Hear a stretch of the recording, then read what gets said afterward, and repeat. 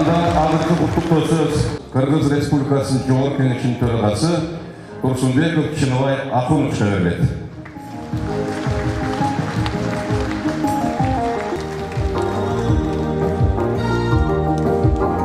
Саламатсыздарбы, урматтуу ушул салтанаттуу тойдун Мамбет Мамакеевичтин 90 жылдык торколуу тоюнун катышуучулары, күбөлөрү. Урматтуу Мамбет Мамакеевич, сиз абдан Кыргыздын бактылуу адамдарынан экенсиз.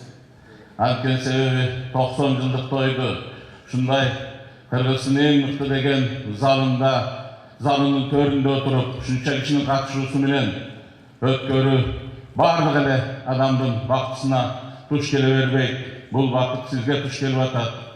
Деги эле Мамбет Мамакеев деген атты мен кичинекей кезинде эле, чуркап жүргөн кезинде эле угуп келатам. Биздин айылда Тагай деген мерген бар эле.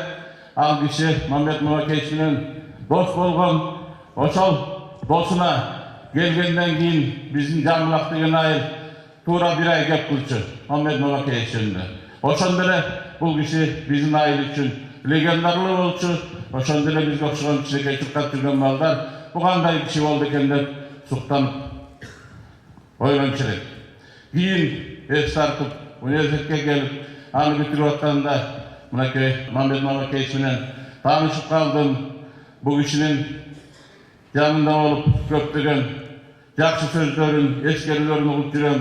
Ошол кезде эгерде Айтматов Кыргызды булуң бурчун өзгөчө бизге окшоп чыгармачылыкка жакын адамдарга оозунан түшпөгөн адам болсо, врачтар менен таанышып калсам, врачтардын оозунан түшпөгөн адам Мамбет Мамакеевич болчу. Ошол чыгармачыл адамдар үчүн Чыңгыз Айтматов канчалык кандай көп айтылса, врачтардын ичинде дагы Мамбет Мамакеевич деген абдан көп айтылчу. Анткени себеби өзүнүн кесибинде анын майын чыгара иштеп, чоң бийик даражага жетип, жаш кезинен баштап мынакей биз баарыбыз көрдүк. Ушу фильмде айтылгандай, көргөзүлгөндөй, турмуштун баардык кыйынчылыктарын жеңип өтүп, өзүнө гана эмес, жалпы Кыргыз элине кереги тийген адам катары кызмат кылып келди. Ушунча 90 жылдык өмүрүн бүгүн да кызмат кылып атат. Мынакей жаңы эле бул жакта отурганда сурасам, дале операция кылам дейт. Жакында эле телевидение келип калган экен, ошолордун көзүнчө 10 операцияны катар кылдым деди bir күндө. Анан мындай эмгек сиңирген адамды, мындай адамдардын өмүрүн сактап аткан адамды менимче биздин эл сыйлап алганга толук мүмкүнчүлүгү бар. Сыйлайт дагы. Негизи хирургтук жагынан, педагогтук жагынан айтор Мамбет Мамакеевичтин жараткан ийгиликтери боюнча, ишкерлиги боюнча көп жакшы сөздөрдү айтса болот. Аны мен айтпасам да сиздер жакшы билип турасыздар. Мен башка бир-эки нерсесине токтолуп кеттим келип атат. Мамбет Мамакеевич өзү рекордсмен. Анткени себеби Кыргызда илгертен бир кеп бар болчу.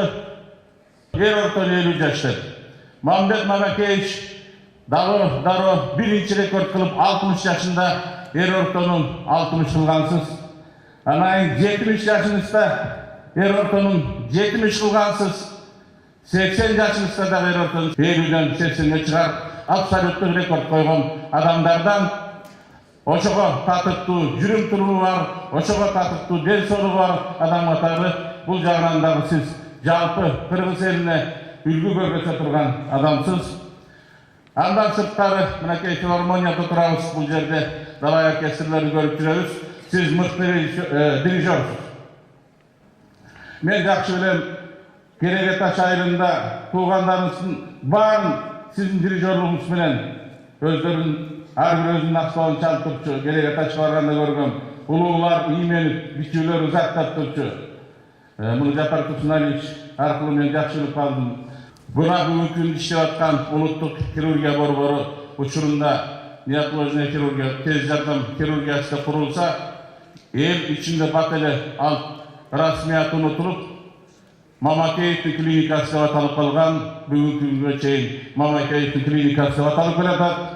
Мен ойлойм, бүгүнкү күндө эл Мамакеевтин клиникасы десе, сиздердин дагы, мен ишенем дагы бир 20-30 жыл жашайсыздар деп. azırkı turumuz bilen ошондо кийин мыйзамга ылайык артыбыздан кагазга жазып указ чыгарып Мамакеев атындагы клиника болуп калат деп ишенем.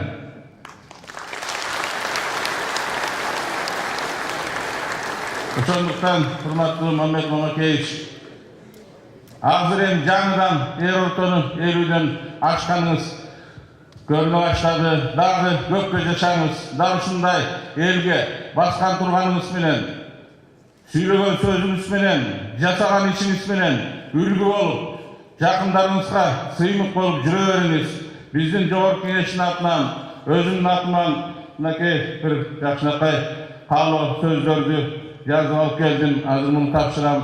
Андан сырткары дагы атайын колго жасаткан бир кичинекей чепкенибиз бар эле, калпагыбыз бар эле, ошону кийгизип коюуга уруксат этиңиз. Сизге чың денсаулык каалайм. Тоюңуз той боласың. Рахмат, Чыныбай Акунович, мына жогорку кеңештин төрагасы Чыныбай Акуновичтин коттуктоосу.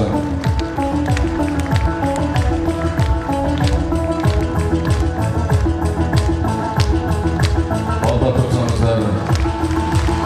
Мына Чыныбай биздин аксакалыбыз. Адырынан карымына жеткен Мамбет Мамакеевичтин 90 жылдык тоюна баарыбыз